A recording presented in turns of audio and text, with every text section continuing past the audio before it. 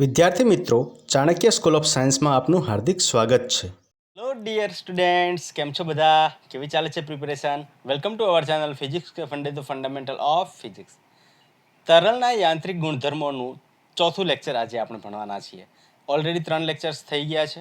પહેલા લેક્ચર્સમાં આપણે તરલ શું છે એની વ્યાખ્યા ભણ્યા અને તરલની પ્રસ્તાવના આપણે લઈ લીધી. ઓકે, આ ચેપ્ટરમાં આપણે કઈ રીતના ભણવાના છીએ એના વિશે આપણે થોડીક સમજણ લીધી. ઓકે, એના પછી બીજું લેક્ચર ભણ્યા, એમાં થ્રસ્ટ અને દબાણ શું છે એની વાત કરી હતી. ત્રીજા લેક્ચરમાં આપણે ઘનતાની વાત કરી હતી. તો ઘનતામાં આપણે જોયું કે ભાઈ સાપેક્ષ ઘનતા, વિશિષ્ટ ઘનતા અને વિશિષ્ટ ગુરુત્વ શું છે એ આપણે ભણ્યા. બરાબર ને? બહુ ડીપમાં આપણે સારી રીતે એ ભણી ચૂક્યા છીએ. આજના લેક્ચરમાં આપણે ભણવાના છીએ પ્રવાહીના સ્તંભ દ્વારા લાગતું દબાણ. હવે પ્રવાહીનો સ્તંભ કોને કહેવાય એને આપણે સમજીએ. માનો કે કોઈ તપેલી છે, ઓકે, કોઈ એવું વાસણ છે જે એકદમ ઊભું નળાકાર વાસણ હોય. એ નળાકાર વાસણની અંદર જ્યારે પાણી ભરવામાં આવે અને એ નળાકારના વાસણ જેવો જ, જે વાસણનો જે આકાર છે એવો જ આકાર પાણી લઈ લેશે અથવા પ્રવાહી લઈ લેશે. હવે એ જે પ્રવાહી કે જે નળાકારમાં ભરવામાં આવે છે એ જે આખું પ્રવાહી છે એને શું કહેવામાં આવે છે? પ્રવાહીનું સ્તંભ કહેવામાં આવે છે. હું આકૃતિ બનાવીને તમને સમજાવું છું. ઓકે, બધું સમજાવું છું, ડીપમાં ભણવાનું છે આપણે. ઓકે, તો આજે આપણે એનું એક ફોર્મ્યુલા, મતલબ એક ઇક્વેશન, દબાણનું ઇક્વેશન આપણે તારવી લઈશું. એના પછી આપણે વાત કરવાના છીએ આજના લેક્ચરમાં કે ભાઈ દબાણ માટે જે મેઝરિંગ ડિવાઇસ કહેવાય છે ને, દબાણને માપવા માટેનું જે સાધન છે એ કઈ રીતના કામ કરે છે. એના ઉપર બહુ નીટના ક્વેશ્ચન્સ પૂછાતા નથી, પણ એનું એક ફોર્મ્યુલા છે, એ ફોર્મ્યુલા હું તમને ડિરાઈવ કરી આપીશ. માનું કે કદાચ પૂછાઈ જાય તો એ કઈ રીતના આપણે એને સોલ્વ કરવું. અને એના પછી આપણે વાત કરવાના છીએ પાસ્કલનો નિયમ. ઓકે, તો ચલો નોટ અને પેન લઈ લો અને મારી સાથે સાથે હું જે કરાવું છું એ તમે નોટ ડાઉન કરતા જાઓ. ઓકે, ચલો. તો સૌથી પહેલા આપણે વાત કરવાના છીએ કે પ્રવાહીના સ્તંભ દ્વારા લાગતું દબાણ. પ્રવાહીનો સ્તંભ એટલે માનો કે મેં એક પાત્ર લઈ લીધું અથવા વાસણ લઈ લીધું. મેં એક કેવું નળાકાર પાત્ર લઈ લીધું છે અથવા વાસણ લઈ લીધું છે. એ નળાકાર વાસણમાં મેં રો ઘનતા ધરાવતો તરલ જે છે એ કેટલું ભરી દીધું છે? h સુધી ભરી દીધું છે. h ઊંચાઈ સુધી ભરી દીધું છે. ઓકે, મેં શું કર્યું? આ જે નળાકાર પાત્ર લીધું અથવા વાસણ લીધું એમાં h ઊંચાઈ સુધી એક રો ઘનતા ધરાવતા પ્રવાહીને ભરી દીધું છે. અને આનું જે આડછેદ ક્ષેત્રફળ છે, કોનું? નળાકારનું જે આડછેદ ક્ષેત્રફળ છે એ આપણને આપી દીધું છે એ. બરોબર? હવે આ નળાકાર છે એના તળિયે કંઈક જો આ આખું શું છે? પ્રવાહી છે ને, પ્રવાહીનું પોતાનું કંઈક દળ હશે. પ્રવાહીનું પોતાનું કંઈક દળ હશે અને એ દળના કારણે એના પર શું લાગતું હશે? વજન બળ લાગતું હશે. બરોબર કે નહીં? તો આ જે નીચેની સપાટી છે, આ પાત્ર છે, આ વાસણ જે છે એની નીચેની સપાટી પર શું લાગતું હશે? એક બળ લાગતું હશે. કોના દ્વારા? તો કે ભાઈ આ જે પ્રવાહી છે એના દ્વારા એક બળ લાગતું હશે, જેને આપણે પ્રવાહીનું વજન બળ કહી શકીએ. જેને આપણે પ્રવાહીનું વજન બળ. અને એ કઈ ડાયરેક્શનમાં લાગતું હશે? તો કે નીચેની બાજુ, અધો દિશામાં લાગતું હશે. બરોબર ને? જો બળ અધો દિશામાં લાગતું હશે તો દબાણ પણ કઈ દિશામાં લાગતું હશે? અધો દિશામાં, એટલે કે નીચેની તરફ જ લાગતું હશે. બરોબર કે નહીં? હવે આ દબાણ કેટલું લાગે છે એનું આપણે સૂત્ર મેળવવાનું છે. તો આપણે અહીંયા જે કીધું છે, મેં અહીંયા તમને સમજાવ્યું એને આપણે અહીંયા લખી દઈએ કે ધારો કે, ક્લિયર? ઓકે, મેં જે તમને સમજાવ્યું એ આપણે અહીંયા લખી નાખ્યું. હવે શું થાય છે કે ભાઈ પદાર્થ, મતલબ પ્રવાહી જે છે એનું પોતાનું કંઈક દળ છે ને, એ દળના કારણે વજન બળ નીચેની તરફ લાગે છે. તો આપણે લખીએ કે પ્રવાહી દ્વારા લાગે. ક્લિયર અહીંયા સુધી? ઓકે, દબાણ પણ કઈ દિશામાં? અધો દિશામાં લાગે છે. હવે જુઓ તમે કે દબાણ અધો દિશામાં અહીંયા કંઈક લાગતું હશે. દબાણ નીચેની તરફ જો લાગતું હશે તો શું થશે? દબાણ નીચેની તરફ લાગતું હશે તો આપણે એનું મૂલ્ય શોધવું પડશે. અને એ મૂલ્ય કેટલું છે એને આપણે શોધવાનું છે. ઓકે, ચલો. તો આપણે પહેલા તો વાત કરી લઈએ કે બળ કેટલું લાગી રહ્યું છે. તો આપણે લખીએ અહીંયા કે ભાઈ પ્રવાહી દ્વારા લાગતું વજન બળ. તો વજન બળનું ફોર્મ્યુલા આપણને ખ્યાલ છે. F = શું થશે? mg. માનો કે આ જે પ્રવાહી છે એનું દળ આપણને કેટલું આપી દીધું છે? m જેટલું આપી દીધું છે. તો એનું દળ m હોય તો ઓબ્વિયસલી એનું વજન બળ કેટલું થઈ જશે? mg ના બરાબર થઈ જશે. F = શું થઈ જશે? mg. તો આપણે લખીએ અહીંયા F = mg. આને આપણે ઇક્વેશન નંબર 1 આપી દઈએ. અચ્છા, બળ આપણને કેટલું મળ્યું? mg મળી ગયું. અચ્છા, હવે તળિયે લાગતું દબાણ કેટલું થઈ જશે?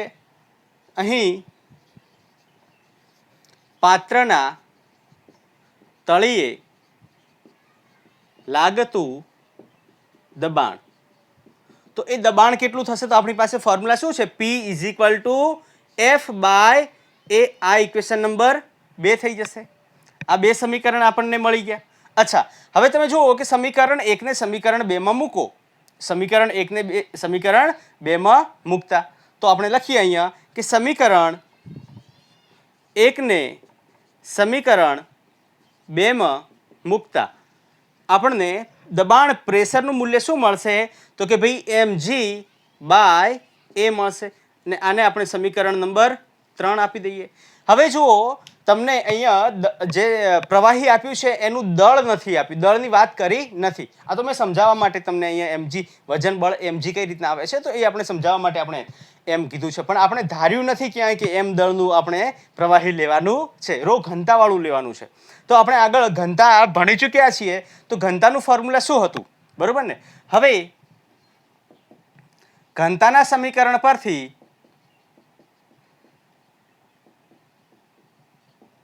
રો ઇઝ ઇક્વલ ટુ આપણી પાસે ફોર્મ્યુલા શું હતું?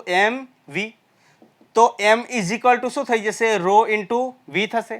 હવે કદ v શું છે? અહીંયા કદ છે. તો કદ આ પાત્રમાં આ જે આપણે પાણી ભર્યું છે અથવા જે પ્રવાહી ભરવામાં આવ્યું છે એનું કદ કેટલું થાય? તો એનું આડછેદ ક્ષેત્રફળ ગુણ્યા એની ઊંડાઈ અથવા એની ઊંચાઈ. તો આડછેદ ક્ષેત્રફળ કેટલું થશે? આનું આપણે કદ શોધીએ તો કદ કેટલું થશે? કદ ઇઝ ઇક્વલ ટુ a ગુણ્યા h થશે કે નહીં થાય? તો આ કદ મળશે. તો આ સમીકરણને આપણે આવી રીતના લખી શકીએ, row into a into h. બરોબર કે નહીં? a ઇન્ટુ h આવી રીતના લખી શકાય કે ન લખી શકાય? યસ, ઓબ્વિયસલી લખી શકાય. આને સમીકરણ નંબર આપી દો 4. એમ આપણને શું મળ્યું? રો a h મળે છે. અને અહીંયા આપણને કંઈક મળ્યું, દબાણ is equal to mg by A. આ નીચેનું દેખાય છે કે કેમ? હું એક વખત નજર મારી લઉં. અચ્છા, mg બાય એ નથી દેખાતું ને? ઓકે, તમે અહીંયા સમજી લો, આ જે છે આ એ છે, આ શું છે? એ છે. અહીંયાથી નીચે નથી દેખાતું. ઓકે, ચલો વાંધો નહીં. તો આને હું થોડું આ સાઈડમાં કરી દઉં છું. દબાણ is equal to mg by A. અને આ ઇક્વેશન નંબર થઈ જશે આપણું 3. ઓકે, અહીંયા હું લખી દઉં છું કેમ કે આ નીચેનું દેખાતું નથી. કન્ફર્મ કરી લઉં કે આ દેખાય છે? યસ, આ દેખાય છે. ઓકે, તો p ઇઝ ઇક્વલ ટુ આપણને અહીંયા શું મળશે? mg બાય એ. અચ્છા, હવે સમીકરણ 3 અને સમીકરણ 4 પરથી સમીકરણ 3 અને સમીકરણ 4 પરથી આપણને શું જોવા મળે છે? એમની વેલ્યુ આની અંદર મૂકી દો તો દબાણ p ઇઝ ઇક્વલ ટુ એમની જગ્યાએ હું અહીંયા મૂકી શકું આ row a h into g ભાગ્યા a. તો આ એ અહીંયા શું થઈ જશે? કટ થઈ જશે. તો દબાણનું ફોર્મ્યુલા શું મળશે આપણને? રો g ને આપણે આગળ લઈ લઈએ ને h, તો આ દબાણનું ફોર્મ્યુલા મળશે આપણને રો g h. બરોબર ને? આ તળિયે, આના તળિયે લાગતું દબાણ આપણને કેટલું મળશે? Row g h. હવે આના ઉપરથી તમને શું ખ્યાલ આવે છે? આના ઉપરથી તમે શું સમજી શકો છો? અહીંયાથી તમે સમજી શકો છો કે ભાઈ કોઈ પણ પાત્ર છે, કોઈ પણ પ્રવાહીનો સ્તંભ છે, અને પ્રવાહી સ્તંભ થયો ને, આ પ્રવાહી સ્તંભ દ્વારા લાગતું દબાણ જે છે એ દબાણ કોના પર આધાર રાખે છે? તો કે ભાઈ જે પ્રવાહીની ઘનતા છે એના પર આધાર રાખે છે, ગુરુત્વ પ્રવેગ પર આધાર રાખે છે, અને કેટલી હાઈટ છે એના પર આધાર રાખે છે, કેટલી ઊંડાઈ અથવા કેટલી ઊંચાઈ છે એના પર આધાર રાખે છે. જેટલી ઊંડાઈ વધારે અથવા જેટલી ઊંચાઈ વધારે એટલું દબાણ વધારે. ક્લિયર? દરિયામાં મરજીવા, આપણને ખ્યાલ છે કે દરિયામાં જ્યારે મરજીવા મોતી લેવા માટે જાય છે ત્યારે શું જોવા મળે છે? એ લોકો એકદમ પોતાની બોડીને એટલું કવર કરીને, એટલા વ્યવસ્થિત રીતે એના સૂટ પહેરીને જાય છે કે જેથી કરીને જે દરિયાની અંદર જાય છે તો ત્યાં દબાણ વધતું જાય છે. અને એ દબાણ જે વધે છે તો એમને શ્વાસ લેવામાં પણ તકલીફ પડતી હોય, એટલા માટે એ ઓક્સિજન સિલિન્ડર પણ લઈને જતા હોય છે. ઓકે, તો જેમ જેમ બહુ ઊંડા એ લોકો જઈ શકે જ નહીં તો શું થાય? જે પાણીનું દબાણ છે એમની બોડીની અંદરથી જે લાગતું, આપણી જે શરીર બોડીનું જે દબાણ છે એના કરતાં વધી જાય તો અંદર માણસ જે છે એ મરી શકે છે. તો મરજીવાનું નામ કેમ મરજીવા આપવામાં આવ્યું છે? કેમ કે એમ જે અંદર ઉતરે છે એ બહાર આવશે એની કોઈ ગેરંટી નથી. એટલે એ જીવે છે પણ કેવા મરી મરીને. ઓકે, તો એના માટે મરજીવા એમને નામ આપવામાં આવ્યું છે. અચ્છા, હવે વાત કરીએ અહીંયા દબાણ પર આવીએ આપણે. અચ્છા, અહીંયાથી આપણને ખબર પડે કે અહીંયા આપણે પ્રવાહી મતલબ તમે જુઓ કે અહીંયા તળિયા આપણે શું જોઈએ છે કે ભાઈ દબાણ જે છે એ દબાણ કોના પર આધાર રાખે છે? તો કે એની ઘનતા અને એની એચ એટલે કે ઊંડાઈ પર આધાર રાખે છે. તમે જુઓ ક્યાંય આડછેદ ક્ષેત્રફળનો અહીંયા આવ્યું છે? નથી. મતલબ એ આડછેદ ક્ષેત્રફળ પર આધાર રાખતું નથી. તો આપણે લખી શકીએ અહીં દબાણ કોના પર આધાર રાખે છે? તો કે પહેલા તો વાત કરીએ ઘનતા પર. ઘનતા અને ઊંડાઈ અથવા ઊંડાઈ પર આધાર રાખે છે. બરોબર કે નહીં? બીજો પોઈન્ટ અહીંયા આપણે લખીએ કે તે પાત્રના આડછેદ ક્ષેત્રફળ પર આધાર રાખતું નથી. આપણે લખી શકીએ કે દબાણ પાત્રના આડછેદ ક્ષેત્રફળ પર આધાર રાખતું નથી. ક્લિયર? ચલો ભાઈ જલ્દીથી લખી નાખો. આપણા બે મુદ્દાઓ છે જે તમારે ધ્યાનમાં રાખવાના છે, જે તમને નીટ અને જેડબલઈના કન્સેપ્ટમાં મતલબ થિયરેટિકલ પ્રશ્નો જે પૂછાતા હોય છે ને એમાં તમને આ હેલ્પફુલ થઈ જશે. ચલો જલ્દીથી લખી નાખો.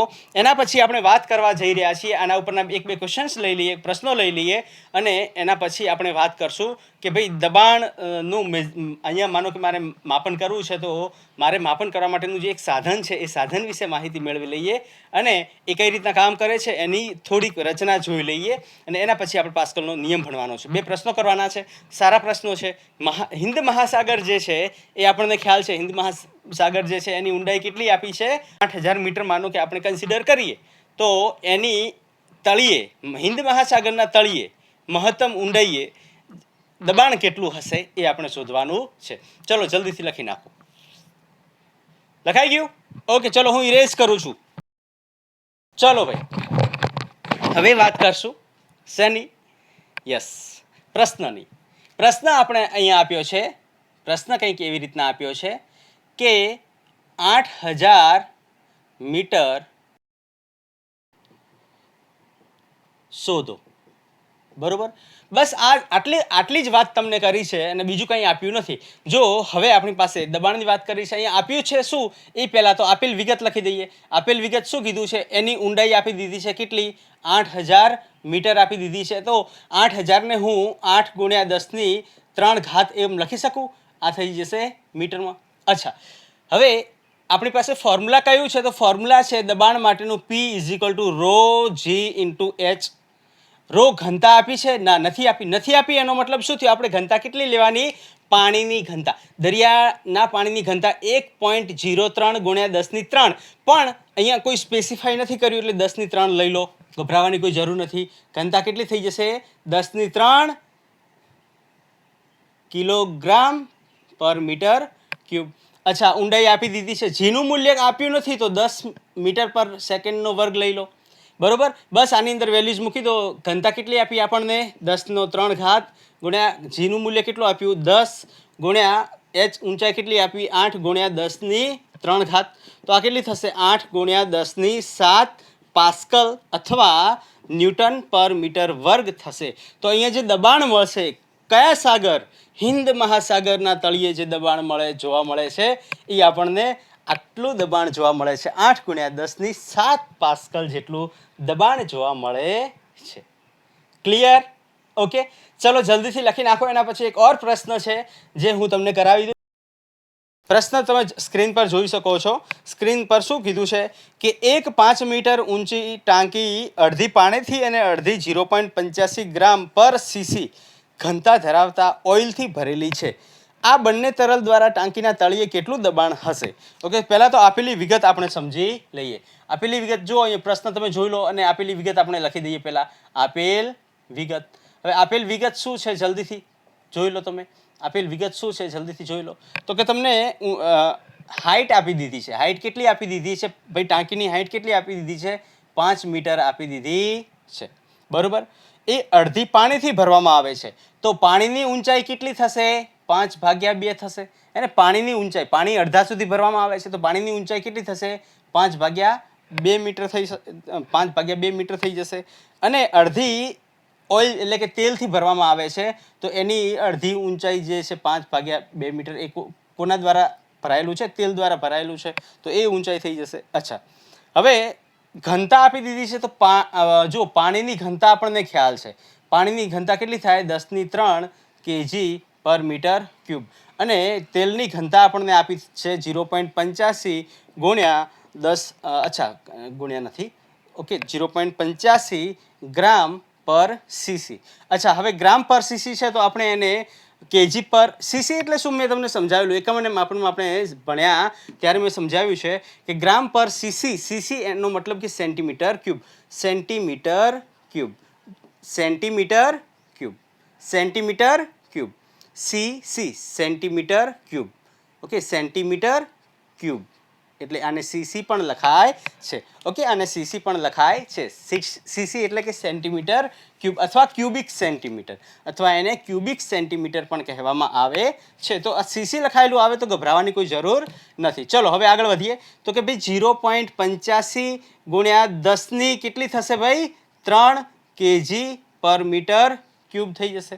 ક્લિયર અહીંયા સુધી? આ આપણે ઓલરેડી ભણી ચૂક્યા છીએ કે ભાઈ g/cc ને kg/m³ માં કન્વર્ટ કરવું હોય તો કઈ રીતના કરવામાં આવે છે. મેં આગળ એકમ અને માપનના પ્રશ્નો કરાવ્યા છે ને એમાં કરાવેલું છે તો એમાં તમારે ગભરાવાની કોઈ જરૂર નથી. એમાં મેં કરાવેલું છે એ તમે એક વખત જોઈ લેજો વિડીયો તો તમને ખ્યાલ આવી જશે. ઓકે, હું અહીંયા આઈ બટન પર અથવા નીચે ડિસ્ક્રિપ્શનમાં આપી દઈશ. ઓકે, ચલો હવે પ્રશ્ન શું કીધો છે કે આ બંને તરલ દ્વારા ટાંકીના તળિયે કેટલું દબાણ હશે? અહીંયા ફિગર બનાવી દઈએ.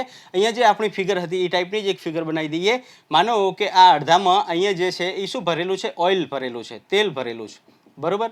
અને નીચે ઉપરના ભાગમાં જે અડધો ભાગ જે છે એમાં શું ભરેલું છે? પાણી ભરેલું છે, બરોબર. અચ્છા, આ h હાઇટ આપણને ટોટલ આપી છે 5 મીટર આપી છે તો અડધો ભાગ જે છે એ 5/2 થશે ને આ પણ 5/2 થશે. હવે પાણી દ્વારા પણ કંઈક તેલ પર બળ લાગતું હશે અને એના દ્વારા કંઈક દબાણ તેલ પર લાગતું હશે ને તેલ દ્વારા અને પાણી દ્વારા બંનેનું અહીંયા દબાણ લાગતું હશે. એ બંનેનું કેટલું લાગતું હશે દબાણ આપણે અહીંયા શોધવાનું છે, બરોબર કે નહીં? પ્રશ્ન જે પ્રમાણે કીધું છે એના એકોર્ડિંગ. ઓકે, ચલો તો હવે પાત્રના પ્રશ્ન આપેલી વિગત આપણે બધી લખી નાખી છે. પાત્રના તળિયે લાગતું દબાણ તો એ કેટલું થશે? તો કે ભાઈ તેલ દ્વારા લાગતું દબાણ એટલે કે ઓઇલ દ્વારા લાગતું દબાણ પ્લસ પાણી દ્વારા લાગતું દબાણ. હવે ઓઇલ દ્વારા લાગતું દબાણ કેટલું થશે? પાણી દ્વારા લાગતું દબાણ કેટલું થશે? આપણે જોઈ લઈએ. ઓકે, પાત્રના તળિયે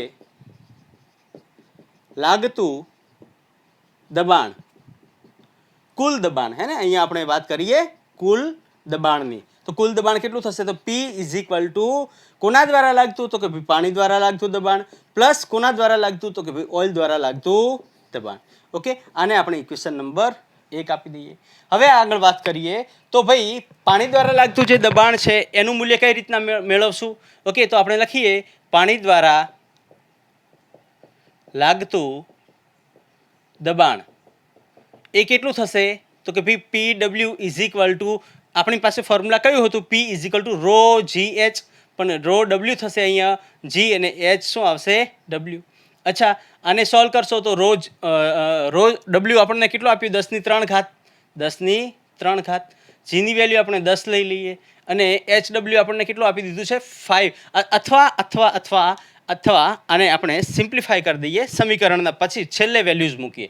આપણે વેલ્યુઝ જે છે એ છેલ્લે મૂકી દઈએ. ઓકે, અને એવી જ રીતના ઓઇલ એટલે કે તેલ દ્વારા લાગતું દબાણ, ઓકે, એ કેટલું થશે? તો P નોટ ρ0gh0.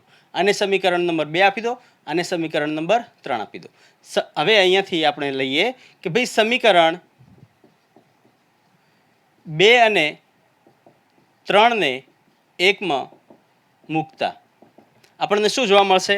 તો કુલ દબાણ કેટલું થશે? કુલ દબાણ PW ની જગ્યાએ હું આ વેલ્યુ મૂકો, હે ને, ρw/gh/w પ્લસ ρ0 મતલબ રો ઓઇલ માટે ρo/gh0. અચ્છા, કોન્સ્ટન્ટ વેલ્યુ 12 લઈ લો. કોન્સ્ટન્ટ વેલ્યુ જે છે એ 12 લઈ લો. g જે છે કોન્સ્ટન્ટ વેલ્યુ છે. વેલ્યુ છે તો જી બાર આવી જશે ને આ શું થશે અહીંયા વેલ્યુઝ આપણી રો ડબલ્યુ એચ ડબલ્યુ. અચ્છા, હવે તમે જુઓ કે એચ ડબલ્યુ પણ અહીંયા બંનેની સરખી છે, 5/2 છે, તો એચ ડબલ્યુ પણ આપણે બહાર લઈ શકીએ કે ન લઈ શકીએ? લઈ શકીએ. મતલબ એચ ડબલ્યુ એટલે કે હાઇટ બંનેની સરખી છે. અહીંયા તમે જુઓ કે ભાઈ એચ ડબલ્યુ કોના બરાબર છે? એચ ઓના બરાબર છે. તો એને આપણે એચ કન્સિડર કરીને બહાર લઈ શકીએ. યસ, હાઇટને જે છે એ આપણે બહાર લઈ શકીએ છીએ. અને એ કેટલું થશે? કોન્સ્ટન્ટ બહાર લઈ લઈશું તો અહીંયા શું વધશે આપણી પાસે? રો ડબલ્યુ પ્લસ રો ઓ. ઓકે, હવે વેલ્યુઝ મૂકી દો. હવે આની અંદર વેલ્યુ પુટ કરો તો અહીંયા 10 ગુણ્યા એચ. હવે જુઓ અહીંયા એચ ડબલ્યુ આપણે લઈ લઈએ. ઓકે, એચ ઓ અને એચ ડબલ્યુનું મૂલ્ય સરખું છે તો માનો કે એચ ડબલ્યુ લઈ લઈએ તો આ કેટલું થશે? 5/2. અને આ કેટલું થશે? પાણીની ઘનતા આપણને આપી છે 10⁻³ પ્લસ જે ઓઇલ છે તેલની ઘનતા આપી છે આપણને 0.85 ગુણ્યા 10⁻³ ઓકે, આ 5 દુ 5 2 જા મતલબ 2 × 10 થઈ જશે એટલે આ વધશે 25 અને અહીંયા તમે સોલ્વ કરશો તો આ થશે 1.85 ગુણ્યા 10⁻³. જલ્દીથી કેલ્ક્યુલેટરનો યુઝ કરો. આ બાજુ દેખાશે કે કેમ? હું એક નજર મારી લઉં.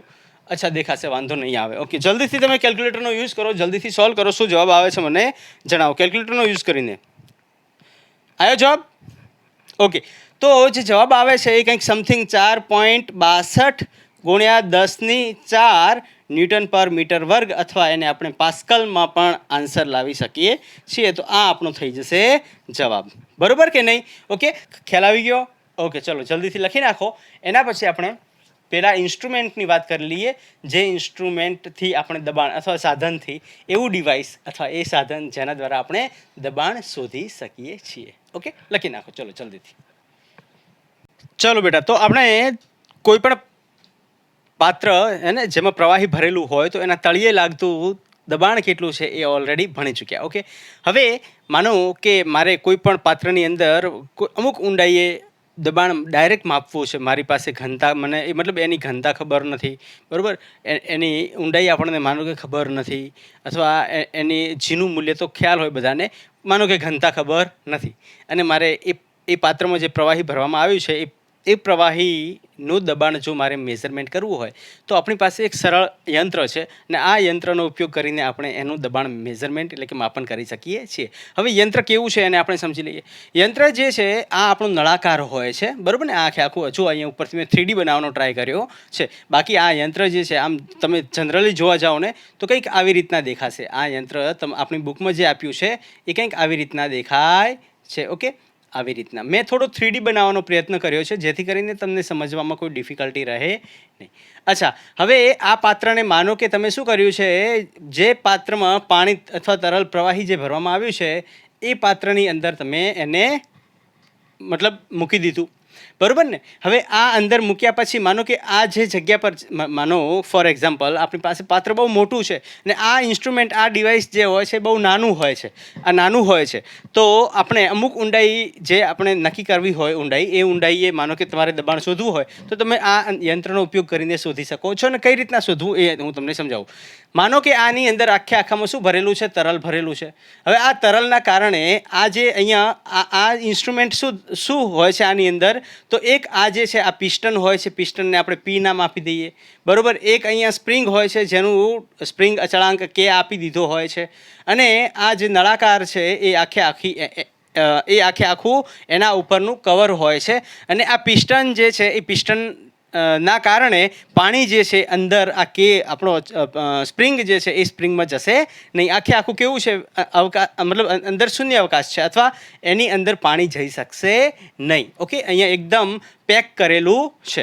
હવે જ્યારે એને પાણીમાં નાખવામાં આવે છે ત્યારે એના ઉપર કંઈક પાણી દ્વારા શું લાગે છે? બળ લાગે છે અથવા દબાણ લાગે છે. પાણી દ્વારા અહીંયા કંઈક બળ લાગશે કે નહીં લાગે? બરાબર, આના ઉપર કંઈક બળ લાગશે. હવે જેવું પાણીની અંદર તમે નાખો છો એવું જ એના ઉપર એક બળ લાગે છે, એફ બળ લાગે છે અને એ બળના કારણે સ્પ્રિંગ જે છે એ શું થશે? દબાશે. આ અહીંયા ઉપરથી અહીંયા બળ લાગશે તો સ્પ્રિંગ શું થશે? દબાશે. હવે સ્પ્રિંગ દબાશે તો આપણને ખ્યાલ છે કે સ્પ્રિંગનું બળ પણ એક એની વિરુદ્ધ દિશામાં લાગે છે. આપણે સ્પ્રિંગ બળનું ભણ્યા હતા કે ભાઈ સ્પ્રિંગ બળ જે છે એ શું હોય છે? -kx. માઇનસ એટલે કે નેગેટિવ સાઇન શું દર્શાવે છે? સ્પ્રિંગ બળ હંમેશા કેવું હોય છે? વિરુદ્ધ દિશામાં લાગવાવાળું હોય છે. માનો કે અહીંયા આ મારી પાસે કોઈ સ્પ્રિંગ છે, બરાબર, અને આ સ્પ્રિંગ પર હું બળ જે છે એ બહારની તરફ, એટલે કે હું સ્પ્રિંગને તણાવ બળ લગાવું છું. તણાવ બળ લાગવાના કારણે સ્પ્રિંગની અંદર એક બળ ઉદ્ભવે છે, અને એ બળ આપણે એને સ્પ્રિંગ બળ કહીએ છીએ. અને એ કોના બરાબર હોય છે? તો એ આપણને કે એક્સના બરાબર મળે છે. એક્સ શું દર્શાવે છે? તો કે અહીંયા બળ લાગવાના કારણે અહીંયા એની લંબાઈમાં કેટલો વધારો થાય છે એ દર્શાવે છે. માનો કે અહીંયા એક્સ જેટલું એનું સ્થાનાંતર પામે છે, તો એક એક્સ જેટલું સ્થાનાંતર વધારે પામશે એટલું સ્પ્રિંગ બળ વધતું જશે. તો આપણે અહીંયા બાહ્ય બળ પણ વધારવું પડશે, બરાબર કે નહીં? અચ્છા, પણ અમે અહીંયા તમે જોયું કે ભાઈ અહીંયા મેં બાહ્ય બળ એફ લગાવ્યું તો સ્પ્રિંગ બળ એની વિરુદ્ધ દિશામાં લાગે છે, બરોબર કે નહીં? સ્પ્રિંગ બળ એટલા માટે જ આપણે અહીંયા નેગેટિવ લેતા હોઈએ છીએ. સ્પ્રિંગ બળ જે છે એની વિરુદ્ધ દિશામાં લાગે છે. અને માનો કે એના ઉપર દબાણ બળ લગાવવામાં આવે તો દબાણ બળના કારણે એ શું થશે? દબાશે તો એની વિરુદ્ધ દિશામાં સ્પ્રિંગ બળ લાગશે. જો તમે તાણ ખેંચશો, એટલે કે એના પર તણાવ બળ લગાવશો, ત્યારે એની ઓપોઝિટ ડાયરેક્શનમાં લાગશે. જ્યારે તમે દબાણ બળ લગાવશો તો એની ઓપોઝિટ ડાયરેક્શનમાં લાગશે, વિરુદ્ધ દિશામાં લાગશે. કોનું બળ? સ્પ્રિંગ દ્વારા લાગતું બળ. ઓકે, ઓલરેડી તમે આ કાર્ય ઉર્જામાં ભણી ચૂક્યા છો, તો આના ઉપર હું ડીપમાં અત્યારે જતો નથી. આપણે માત્ર વાત કરવાના છીએ આને. ઓકે, આને સમજવાની. ઓકે, ચલો, તો હવે એફએસ ઇઝિકલ ટુ માઇનસ કે એક્સ. અહીંયા નેગેટિવ સાઇનને આપણે અત્યારે કન્સિડર કરશું નહીં. ઓકે, કેમ? નેગેટિવ સાઇન શું દર્શાવે છે? માત્ર દિશા દર્શાવે છે. આપણે અત્યારે દબાણની વાત કરીએ. દબાણ અદિશ રાશિ છે. દબાણ અદિશ રાશિ છે તો મારે નેગેટિવ સાઇનનો શું રોલ? કંઈ રોલ જ નથી હોતો. ઓકે, આપણે મૂલ્યથી જ મતલબ છે અહીંયા. ઓકે, ચલો ભાઈ, તો અહીંયા બળ જે લાગે છે એના લીધે સ્પ્રિંગ બળ જે છે એ કેવું લાગશે? એની વિરુદ્ધ દિશામાં લાગશે. અહીંયા સ્પ્રિંગ બળ જે છે કેવું લાગશે? એની વિરુદ્ધ દિશામાં લાગશે. અને જ્યારે આ પાણીમાં નાખતા દબાશે પિસ્ટન દબાશે, સ્પ્રિંગ બળ એની વિરુદ્ધ દિશામાં લાગશે, તો અહીંયા શું થવા માંડશે? દોલનો થવા માંડશે. પણ આપણે દોલનો થવા દેવાના નથી. થોડો સમય એને સ્થિર રાખશું એટલે એ ઓટોમેટિક જે દોલનો થાય છે એ શું થઈ જશે? સ્થિર થઈ જશે. કેમ સ્થિર થઈ જશે? અહીંયાથી એક દબાણ કન્ટિન્યુઅસ હશે, જેના લીધે સ્પ્રિંગ બળ અને ઉપરથી લાગતું જે બળ છે એ એકબીજાને સંતુલિત કરી નાખશે. અને સંતુલિત અવસ્થા આવી જશે ત્યારે અહીંયા સ્પ્રિંગમાં કેટલું દબાણ થયું છે, અહીંયા આ જે સ્પ્રિંગ, માનો કે આ સ્પ્રિંગ અચળાંક કે એને હું આ બાજુ લખી દઉં, અને અહીંયા એક પોઇન્ટર હોય, ને આ પોઇન્ટર પર અહીંયા એક મતલબ આ પોઇન્ટર જે છે એની બાજુમાં એક શું હોય છે? સ્કેલ હોય છે. સ્કેલ એટલે જેના ઉપર આપણને આંકન કરેલું જોવા મળે છે. ભાઈ કે આટલા mm ચેન્જ થયું, બરાબર. માનો કે 1 2 3 4 5 6 mm આપી દીધા છે. તો કે ભાઈ અહીંયા દબાણ આપવાના કારણે આ પોઇન્ટર મતલબ સ્પ્રિંગ કેટલું દબાણું? તો 0 થી એ માનો કે 2 mm જેટલું દબાણું. 2 mm દબાણું એટલે એક્સ આપણને મળી જશે, બરોબર કે નહીં? એક્સ આપણને અહીંયા આપણે જોઈ શકશું, એક્સના મૂલ્યને આપણે જોઈ શકશું, અને એને લખી અને આપણે દબાણ શોધી શકશું. કઈ રીતના? તો આપણે જોઈએ. ઓકે, અહીંયા જુઓ તમે, અહીંયા જ્યારે આને આપણે પાણીમાં નાખવામાં આવે છે ત્યારે એના પર એફ જેટલું બળ લાગે છે, અને એ એફ બળના કારણે સ્પ્રિંગ બળ વિરુદ્ધ દિશામાં બળ લગાવે છે. અને સંતુલિત અવસ્થા હોય ત્યારે એફ અને એફએસ કેવા થઈ જશે? સરખા થઈ જશે. સંતુલિત અવસ્થામાં શું થશે? બંનેનું મૂલ્ય કેવા થઈ જશે? સરખા થઈ જશે. એટલે કે એફ કોના બરાબર થઈ જશે? કે એક્સના બરાબર થઈ જશે, બરાબર ને? હું અહીંયા તમને લખાવું કે પછી ડાયરેક્ટ લખી દઉં ફોર્મ્યુલાના બેઝ પર? ડાયરેક્ટ ફોર્મ્યુલા બેઝ પર લખી દઉં છું. ઓકે, કે સંતુલિત અવસ્થામાં, અથવા ચાલો લખાઈ દઉં કે જ્યારે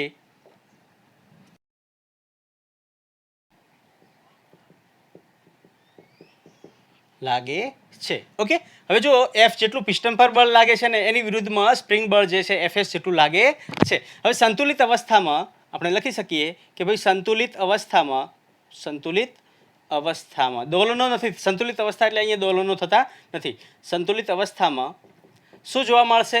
સંતુલિત અવસ્થામાં આપણે જોશું તો ભાઈ એફનું મૂલ્ય જે છે કોના બરાબર થઈ જશે? એફએસના બરાબર થશે. ઉપરથી લાગતું એફનું મૂલ્ય અહીંયાથી લાગતા એફએસ એટલે કે સ્પ્રિંગ દ્વારા લાગતા બળના બરાબર થઈ જશે. તરલ દ્વારા લાગતું જે બળ છે એ કોના બરાબર થઈ જશે? તો અહીંયાથી લાગતા સ્પ્રિંગ બળના બરાબર થઈ જશે, બરાબર. અને આપણને ખ્યાલ છે, આને આપણે સમીકરણ નંબર 1 આપી દઈએ. અચ્છા, તો હવે સ્પ્રિંગ બળ આપણને કેટલું મળશે? અહીં સ્પ્રિંગ બળ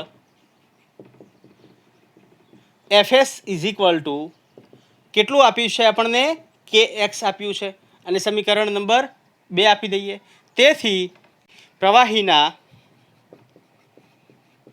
તે બિંદુ પર લાગતું દબાણ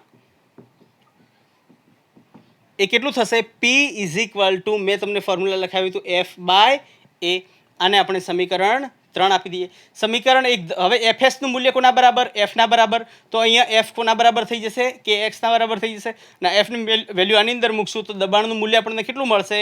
તો કે ભાઈ સમીકરણ 1, 2 અને 3 પરથી સમીકરણ 1, 2 અને 3 પરથી આપણને p ઇઝિકલ ટુ શું મળશે? તો કે ભાઈ f બાય a, અને f બાય a અહીંયા શું થઈ જશે? kx by a.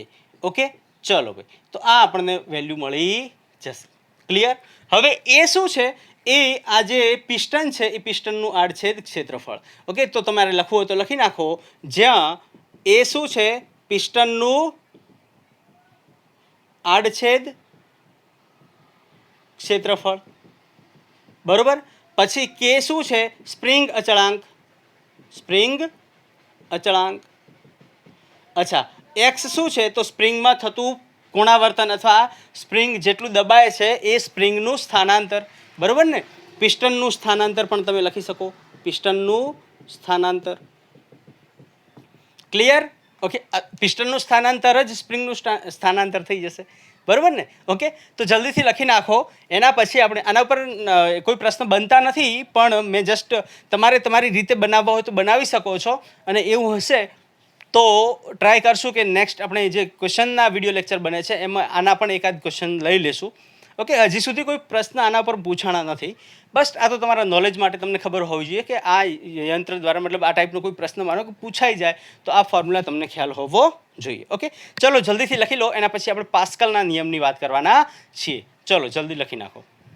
ચલો બેટા, તો નેક્સ્ટ જે છે આપણો પાસ્કલનો નિયમ બહુ જ ઇમ્પોર્ટન્ટ થિયરી છે તમારી exam point of view. Okay, તો તમારે આ ધ્યાનમાં રાખવાનું છે ને. હા, આના ઉપર સારા પ્રશ્નો અને આના કન્સેપ્ટ ઉપર આપણે આગળ આખું મતલબ આ કન્સેપ્ટ ઉપર આગળનું ચેપ્ટર જે છે ભણવાનું છે. તો પાસ્કલનો નિયમ બહુ જ મહત્ત્વનો છે, તો એને આપણે ભણવાના છીએ. ઓકે, ચલો ભાઈ, ઇમ્પોર્ટન્ટ છે. ઇમ્પોર્ટન્ટ થિયરી તમે ઘણીવાર માંગતા હો છો ને, સર આઈએમપી થિયરી આપો, આઈએમપી થિયરી આપો. આઈએમપી થિયરી છે, જો લખી નાખો. ચલો ભાઈ, હવે જો તમે કે પાસ્કલનો નિયમ શું કહે છે, મેં ઓલરેડી અહીંયા થોડું લખી નાખ્યું છે, બરોબર. અને આ પાસ્કલના નિયમને આપણે સમજી લઈએ. પાસ્કલનો નિયમ શું કહે છે કે અમુક ઊંડાઈએ અથવા અમુક ઊંચાઈએ તે અમુક ઊંડાઈએ રહેલા દરેક બિંદુ પરનું દબાણ જે છે એનું મૂલ્ય કેવું થાય છે? સરખું થાય છે અથવા સમાન થાય છે. આ કોણે કીધું? પાસ્કલે કીધું, બરોબર ને? પાસ્કલ જે છે આપણા વૈજ્ઞાનિક હતા, એમણે ઓબ્ઝર્વ કર્યું કે ભાઈ જ્યારે સ્થિર તરલ હોય ત્યારે એની અમુક ઊંડાઈ સુધી આપણે જે યંત્ર બનાવ્યું હતું ને એ યંત્રનો ઉપયોગ કરીને એમણે મેઝરમેન્ટ કર્યું તો અમુક ઊંડાઈ પર દરેક મતલબ એ ઊંડાઈ પર દબાણ સરખું મળ્યું. બીજી જગ્યાએ અંદર મતલબ નાખ્યું તો એ જગ્યાએ પર દબાણનું મૂલ્ય કેવું મળ્યું? સરખું મળ્યું. તો એક્સપેરિમેન્ટ કર્યો ને, પ્રયોગ કર્યો, અને પ્રયોગ કરીને એમણે જોયું કે ભાઈ ચોક્કસ ઊંડાઈ પર એ બિંદુ પર મતલબ ચોક્કસ ઊંડાઈ પર રહેલા દરેક બિંદુ પર જે દબાણનું મૂલ્ય છે એ સરખું મળ્યું. અને એના બેઝિસ પર એણે એક આખો નિયમ બનાવી નાખ્યો, બરોબર. જેમ ન્યૂટન કાકાએ 3 નિયમ બનાવ્યા એમ પાસ્કલે એક નિયમ બનાવી નાખ્યો, અને એ નિયમ આપણે આજે ભણવાનો છે. ઓકે, ચાલો ભાઈ, તો આપણે વાત કરીએ. તો અહીંયા તમે જોઈ શકો છો કે જો ગુરુત્વાકર્ષણની અસરોને અવગણવામાં આવે તો સંતુલન અવસ્થામાં રહેલા અદબનીય તરલમાં પ્રત્યેક બિંદુએ દબાણ કેવું હોય છે? સમાન હોય છે. આ જે છે એ આપણી એક બુકમાંથી મેં થિયરી મતલબ આપણે વ્યાખ્યા લીધેલી છે. ઓકે, અને આપણી બુક જે છે એનસીઈઆરટી બુક શું કહે છે કે ચોક્કસ ઊંડાઈએ ગુરુત્વાકર્ષણ બળને અવગણતા સંતુલિત અવસ્થામાં સંતુલિત અવસ્થામાં દરેક બિંદુ પરનું દબાણનું મૂલ્ય કેવું થાય છે? સરખું જોવા મળે છે. તો એ વ્યાખ્યા તમારે લખવી હોય તો વિડીયોને પોઝ કરીને તમે લખી શકો છો. ઓકે, ચલો ભાઈ, એના પછી આપણે શું કર્યું કે ભાઈ અહીંયા તરલ લીધું છે અને તરલની અંદર એક સૂક્ષ્મખંડ ધારી લીધો છે. સૂક્ષ્મખંડ કાટકોણીય પ્રિઝમ છે, અથવા બે કાટકોણ ત્રિકોણથી બનેલો પ્રિઝમ છે, બરોબર ને? તો એ મેં અહીંયા લખ્યું છે. હવે તમે જુઓ કે આ કાટકોણીય ત્રિકોણ જે છે આ જે કાટકોણીય ત્રિકોણ છે એની સપાટીઓ કેટલી થઈ? તો આ બાજુ સપાટી બને છે, એક આ બાજુ બને છે, એક આ બાજુ બને છે, અને એક આ બાજુ ને આ બાજુ. ઓકે, માનો કે આ ત્રિકોણને હું થોડો અહીંયા સમજાવવા માટે બનાવું, એને પ્રોપર સમજી લઈએ ને પછી હું તમને આખી થિયરી લખાવું. પહેલાં આપણે આકૃતિને સમજી લઈએ પ્રોપર, જેથી કરીને આપણને આગળ કોઈ ડિફિકલ્ટી થાય નહીં. થિયરી સમજવામાં બહુ જ સિમ્પલ થઈ જશે. ઓકે, થિયરી એકદમ સિમ્પલ છે, પણ આકૃતિ બનાવશું તો વધારે ખ્યાલ આવશે. અહીંયા A, B, C આ DEF, બરોબર. હવે આ જે સપાટી છે ADEB, આ ADEB જે સપાટી છે એના ઉપર માનો કે અહીંયાથી કંઈક બળ લાગે છે, એને આપણે FB નામ આપી દઈએ, બરોબર. નીચેની સપાટી તો કે ભાઈ FEBC, અહીંયાથી કંઈક બળ લાગતું હશે એને આપણે FA નામ આપી દઈએ. અહીંયાથી પણ કંઈક બળ લાગતું હશે એને આપણે FC નામ આપી દઈએ, બરોબર. અલગ અલગ બળ લાગી રહ્યા છે એવું આપણે માનીને ચાલીએ. ઓકે, ચલો અહીંયા સુધી ક્લિયર. અચ્છા, હવે તમે જુઓ કે આનું જે આડછેદ ક્ષેત્રફળ છે એ કેટલું થશે, તો ADEB જેટલું જે ત્રિકોણ જે છે અથવા રેક્ટેંગલ અને લંબચોરસ જે છે, આ લંબચોરસ, આ સપાટી જે છે, આ સપાટીનું ક્ષેત્રફળ, અને એનું ક્ષેત્રફળ સદિશ હંમેશા એને કેવું હશે, લંબ. એટલે આને આપણે AB નામ આપી દઈએ, ક્ષેત્રફળ સદિશ AA નામ આપી દઈએ, અને અહીંયા ક્ષેત્રફળ સદિશ AC નામ આપી દઈએ. હવે જો ક્ષેત્રફળ સદિશ છે ને હંમેશા સપાટીને કેવું હોય, લંબ હોય. આ સપાટી છે તો ક્ષેત્રફળ સદિશ હંમેશા આ સપાટી સાથે કેવું હશે, લંબ હશે, અને ક્ષેત્રફળ સદિશ હંમેશા બહારની તરફ જ લાગતું હશે. માનો કે કોઈ પણ બંધ રચના હોય, બંધગાળો રચતી રચના કોઈ પણ હોય, આ બંધગાળો રચતી રચના છે, તો આ બંધગાળો રચતી રચનાની અંદર આનું જે ક્ષેત્રફળ સદિશ થશે એ હંમેશા બહારની તરફ જ થશે. તમે અંદરની તરફ ક્ષેત્રફળ સદિશ લઈ શકશો નહીં. આ સપાટી પર હંમેશા ક્ષેત્રફળ સદિશ બહારની તરફ, અંદરની તરફ ક્ષેત્રફળ સદિશ લેવાય નહીં. બહારની તરફ જ ક્ષેત્રફળ સદિશને આપણે લેવાનું છે. અંદરની ડાયરેક્શન એટલે કે ક્ષેત્રફળ સદિશ હંમેશા બંધ પૃષ્ઠ ધરાવતી કોઈ પણ સપાટી હોય એની બહારની તરફ જ લાગે છે, અંદરની તરફ લાગતું નથી. ઓકે, તો આ ઓલરેડી મેં જે આપણું સદિશો જે ભણાવ્યું હતું એમાં આઈ થિંક કીધું છે કે નહીં તો એક નવો વિડીયો આપણે ક્ષેત્રફળ સદિશનો પણ બનાવી લઈશું. ઓકે, ચલો ભાઈ, હવે વાત કરીએ આ ટોપિકની, આના ઉપર આપણે વાત કરીએ.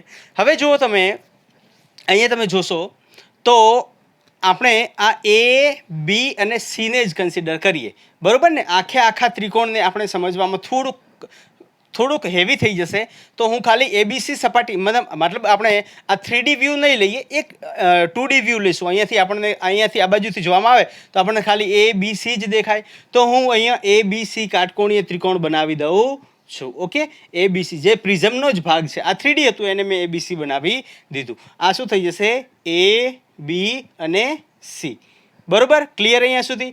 હવે તમે જુઓ કે અહીંયા લાગતું જે બળ છે એ FB આપણને કેટલું FB લાગે છે, અને આનું આડછેદ ક્ષેત્રફળ છે, એનું ક્ષેત્રફળ સદિશ છે એ કેટલું છે, AB, બરોબર. એવી રીતના અહીંયા જે બળ, જો તમે બળ જે છે એ સપાટીની ઉપર લાગે છે, બળ જે છે એ સપાટીની ઉપર લાગે છે, અને ક્ષેત્રફળ સદિશ એની ઓપોઝિટ ડાયરેક્શનમાં. અહીંયા FA બળ લાગે છે તો ક્ષેત્રફળ સદિશ જે થશે A થશે, અને અહીંયા પણ બળ જે છે એ અહીંયા FC જેટલું લાગે છે, અને એનું ક્ષેત્રફળ સદિશ જે થાય છે એ AC જેટલું થાય છે. ક્લિયર અહીંયા સુધી? અહીંયા કોઈ ડાઉટ નથી ને? ઓકે, ચલો.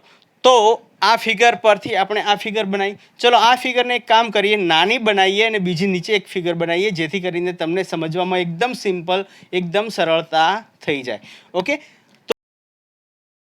થઈ જશે. ઓકે, આના ઉપરથી આપણે ફિગર બનાવીએ, બે ફિગર બનાવીશ. હવે તમે જુઓ, અહીંયાથી તમે જોઈ શકો છો કે અહીંયા આ જે આપણી પાસે ત્રિકોણ છે પરથી આપણે જોઈએ, માનો કે આ જે ખૂણો છે, આ ખૂણો કેટલો આપ્યો છે આપણને, થીટા જેટલો આપ્યો છે. આ ખૂણો કેટલો આપી દીધો છે, થીટા જેટલો આપી દીધો છે. તો આ જો ખૂણો થીટા હોય તો હવે આ ફિગર પરથી હું તમને સમજાવવાનો પ્રયત્ન કરું છું, તમે એને સમજજો. આપણે વાત કરી લઈએ ક્ષેત્રફળ સદિશની, ને પછી હું અહીંયા વાત કરું બળની. ઓકે, તો ક્ષેત્રફળ સદિશ અહીંયા કઈ ડાયરેક્શનમાં લાગી રહ્યું છે, તો કે ભાઈ આ જે સપાટી છે એને લંબ લાગશે, બરોબર. આ A કેટલું લાગે છે, B જેટલું લાગે છે, બરોબર કે નહીં. આ ખૂણો કેટલો છે, થીટા ખૂણો. હવે તમે જુઓ કે અહીંયાથી લાગતું ક્ષેત્રફળ સદિશ AC છે, અને અહીંયા ક્ષેત્રફળ સદિશ A છે, બરોબર કે નહીં. હવે આ પદાર્થ જે છે એ કેવો છે, સંતુલિત અવસ્થા ધરાવે છે. અહીંયા પદાર્થ કેવો છે, સંતુલિત અવસ્થા ધરાવે છે. આપણે અહીંયા સૂક્ષ્મખંડ ધાર્યો છે. સૂક્ષ્મખંડ પર ગુરુત્વાકર્ષણ બળ લાગશે નહીં.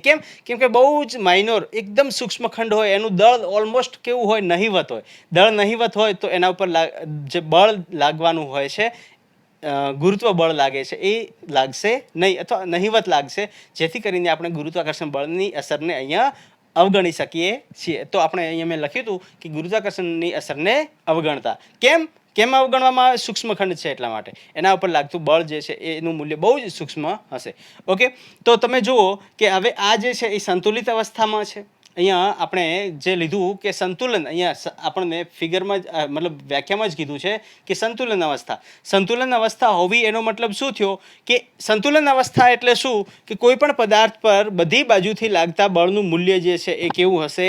માનો કે આ F1 લાગે છે, આ F2 લાગે છે, અહીંયાથી લાગતું આ F3 લાગે છે અને અહીંયાથી લાગતું આ F4 લાગે છે. અને આ બધા બળ લાગવા છતાં આ પદાર્થ જે છે એ માનો કે સ્થિર હોય. બરોબર, આ કેવો હોય? સ્થિર હોય. જો પદાર્થ સ્થિર હશે એનો મતલબ શું થયો કે આ બળને નાબૂદ કરતું હશે ને આ બળ જે છે એ આ બળને નાબૂદ કરતું હશે. મતલબ કે અહીંયા F1નું મૂલ્ય જે છે એ F2ના બરાબર થતું હશે ને F3નું મૂલ્ય જે છે એ F4ના બરાબર થતું હશે. અને આ થાય તો અહીંયા પદાર્થ જે છે એ સંતુલિત અવસ્થામાં છે એવું કહી શકાય છે. ક્લિયર અહીંયા સુધી? ઓકે, ચલો. તો સંતુલિત અવસ્થા હોવાના કારણે અહીંયા લાગતા બધા બળ, એટલે કે અહીંયા જો આનું બળની વાત મતલબ ક્ષેત્રફળ સદિશ પણ આપણે કન્સિડર કરી લઈએ. ઓકે, ક્ષેત્રફળ સદિશ આ બાજુ જે લાગે છે, આ બાજુ જે લાગે છે, તો ક્ષેત્રફળ સદિશ આ બાજુ લાગતું હશે એનું મૂલ્ય પણ સરખું થશે. કહેવાનો મતલબ કે આ સંતુલિત અવસ્થા હોવાના કારણે આના આપણે એ બીના બે ઘટક કરી લઈએ. અહીંયા ઘટક બનશે એ કયો બનશે? તો કે આપણને ખ્યાલ છે જો આ એંગલ થીટા અહીંયા હોય, આ ખૂણો થીટા, આને હું સમજાવી દઉં અહીંયા ફિગર બનાવીને કે ભાઈ આ ત્રિકોણ છે, આ ખૂણો અહીંયા થીટા હોય, આ ક્ષેત્રફળ સદિશ માનો કે એ છે. બરોબર, આ આપણે કોઈક લંબ બનાવી દઈએ. આવી રીતના આપણે એક લંબ બનાવી દઈએ આ રેખા સાથે. બરોબર, તો એના બે ઘટક બનશે, એક કોસ ઘટક બનશે, એક સાઇન ઘટક બનશે. આપણને નથી ખબર કયો સાઇન બનશે અને કયો કોસ થશે. કેમ કે મને ખબર નથી મારે થીટા અહીંયા લેવો કે અહીંયા લેવો. ઓકે, ચલો. તો એને કઈ રીતના મેળવી શકશું? તો ભાઈ અહીંયા જો એંગલ થીટા તમને આપ્યો હોય તો આ એંગલ કેટલો છે? 90 ડિગ્રી થશે. આ ખૂણો કેટલો થશે? 90 ડિગ્રી. આ કેટલો થશે? 90 માઇનસ થીટા થશે. જો આ 90 માઇનસ થીટા થાય, જો આ 90 માઇનસ થીટા થાય તો આ કેટલો થશે? થીટા થશે. જો આ થીટા થશે, કેમ થીટા થયો? અચ્છા, મને એમ સમજાવો કે આ જો 90 માઇનસ થીટા થાય તો આ ખૂણો જે છે એ પણ કેટલો થશે? 90 માઇનસ થીટા થશે, યુગ્મકોણ. અને આ જો 90 માઇનસ થીટા, તો આ ટોટલ કેટલું છે? 90 ડિગ્રી. આ ટોટલ 90 ડિગ્રી, આ 90 માઇનસ થીટા, આ 90 માઇનસ થીટા, તો આ કેટલો વધ્યો? થીટા વધશે. મતલબ આપણને એંગલ જે મળશે એ થીટા ક્યાં મળશે? અહીંયા મળશે. જેની સાથે થીટા ખૂણો બનાવે છે એ કયો ઘટક થઈ જશે? આપણો કોસ ઘટક થઈ જશે. બરોબર કે નહીં? તો અહીંયા શું મળશે? એ બી કોસ થીટા મળશે ને અહીંયા એ બી સાઇન થીટા મળશે. બરોબર કે નહીં? ક્લિયર અહીંયા સુધી? ક્લિયર અહીંયા સુધી? હવે સંતુલિત અવસ્થા હોવાના કારણે એસી આના બરાબર થઈ જશે, એ આના બરાબર થઈ જશે. ક્લિયર? એને આગળ હું મતલબ આપણે આગળ જે છે થિયરી હું કરાવું છું એમાં તમને લખાવીશ. ઓકે, હવે આપણે બળની વાત કરીએ. બળની વાત કરશું તો બળની વાત કરીએ તો ભાઈ બળ આમ લાગી રહ્યું છે નીચેની, મતલબ આ સપાટી પર, અને આ સપાટી પર લાગતું બળ જે છે એનું મૂલ્ય FB છે. આ સપાટી પર લાગતું બળ જે છે એ FA છે ને આ સપાટી પર લાગતું જે બળ છે એ FC છે. હવે આના બે ઘટક બનાવશું. એક ઘટક આ બનશે ને એક ઘટક આ બનશે. મેં તમને સમજાવ્યું આ થીટા અહીંયા બની જશે કેમ કે થીટા ખૂણો અહીંયા છે, આ થીટા અહીંયા બનશે. તો આ ઘટક બનશે એ શું થશે? તો કે ભાઈ FB કોસ થીટા થશે ને આ થશે FB સાઇન થીટા થઈ જશે. બરોબર કે નહીં? આ બે આવી રીતના ઘટક મળી જશે. હવે જુઓ કે અહીંયા આ સંતુલિત અવસ્થા હોવાના કારણે આનું મૂલ્ય આના બરાબર થઈ જશે ને આનું મૂલ્ય આના બરાબર થઈ જશે. બસ હવે આને આપણે થિયરીમાં લખવાનું છે ને એના ઉપરથી આપણે દબાણનું મૂલ્ય મેળવી શકશું. ઓકે, ચલો. તો આપણે લખશું કે ભાઈ અહીંયા સપાટી આપણી ADEB, ઓકે, એનું આડછેદ, એનું ક્ષેત્રફળ સદિશ આપણે AB માન્યું છે. તો અલગ અલગ ખંડો જે છે એનું આપણે ક્ષેત્રફળ સદિશ જે માન્યું છે એ પહેલાં લખી દઈએ. ઓકે, તો આપણે લખીએ અહીં સપાટી પહેલાં આપણે લઈએ EFCB.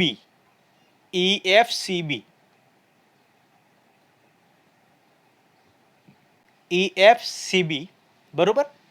બીજી સપાટી લઈએ આપણે ADEB. અને ત્રીજી સપાટી લઈએ ADFC.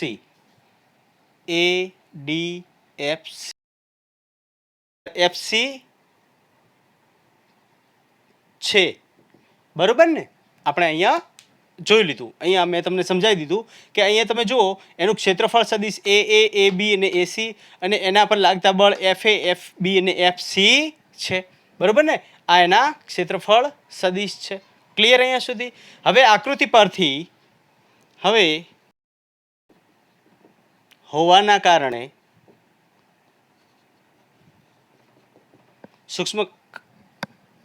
સૂક્ષ્મખંડ સંતુલિત અવસ્થા હોવાના કારણે એસી કોના બરાબર થશે? એ બી સાઇન થીટાના બરાબર થશે અને એ કોના બરાબર થશે? એ બી કોસ થીટાના બરાબર થશે.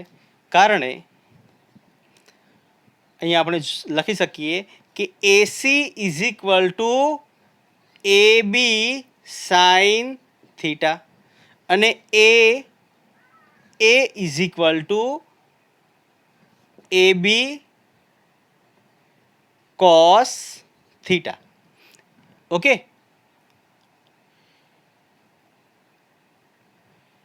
એવી જ રીતે એફ આપણે બળની વાત કરીએ એવી જ રીતે લાગતું બળ અથવા કારણે અહીં આપણે ક્ષેત્રફળની વાત કરી દઈએ ને, અહીં ક્ષેત્રફળ ઇઝ ઇક્વલ ટુ અથવા ક્ષેત્રફળ કઈ રીતના મળશે? કંઈક આવી રીતના મળશે. એસી એ બી સાઇન થીટાના બરાબર થશે ને એ જે છે એ બી કોસ થીટાના બરાબર થશે. એવી જ રીતે બળ કેટલું થશે? એવી જ રીતે બળ તો કે ભાઈ આપણે જોઈએ કે એફ એ કોના બરાબર થશે? એફ બી કોસ થીટાના બરાબર. F A F B cos થીટાના બરાબર અને એફ સી જે છે એ કોના બરાબર થઈ જાય છે? એફ બી સાઇન થીટાના બરાબર થાય છે સંતુલિત અવસ્થામાં હોવાના કારણે. ક્લિયર? ઓકે, હવે તમે જુઓ કે સપાટી આપણી એ ડી ઈ બી એટલે કે આ સપાટી પર લાગતું બળ જે છે એ બળ અથવા એ સપાટી પર લાગતું દબાણ કેટલું હશે? બરાબર ને? આપણે લખીએ સપાટી. હવે સપાટી કઈ સપાટી? એ ડી ઈ બી પર લાગતું દબાણનું ફોર્મ્યુલા શું આપણી પાસે છે? ભાઈ એ સપાટીને આપણે બી કન્સિડર કર્યું છે તો P B is equal to F B by A B થઈ જશે. બરાબર? આ જુઓ, આને ઇક્વેશન નંબર 1 આપી દો, આને ઇક્વેશન નંબર 2 આપી દો, આને ઇક્વેશન નંબર 3 આપી દો, આને ઇક્વેશન નંબર 4 આપી દો અને આને ઇક્વેશન નંબર 5 આપી દો. ક્લિયર? સમજાઈ ગયું કે નહીં? અચ્છા, એવી જ રીતે અહીંયા આ મળી ગયું.